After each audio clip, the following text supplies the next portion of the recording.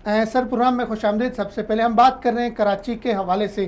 कराची जो रोशनियों का शहर है, कराची जो पाकिस्तान की माशी शारग है, माशी हब है, तो आप बुनियादी तौर पे क्या समझते हैं? आपका बहुत बड़ा नाम है कराची में, सियासत के हवाले से भी, खदमत के हवाले से भी आपने बहुत काम किया वहाँ पे। तो कराची के बुनियादी मसाइल क्या हैं? क्या समझते हैं कराची के जो अब दरपेश हैं कराची को मसाइल?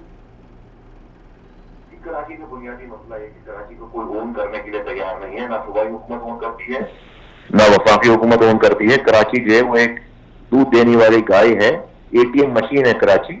हर कोई इससे पैसा निकालता है और उसके बाद जो है वो लेकर चला जाता है। हर कोई इससे, इस गाय से दूध दोता है और कोई इसको चारा खिलाने के लिए तैयार नहीं है।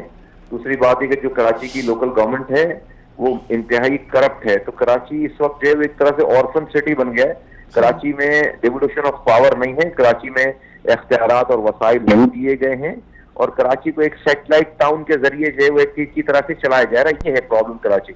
कराची से जो कमाया जाता है, कराची को उसका उसका उसका 2% भी उसका रिटर्न नहीं दिया जाता। सही।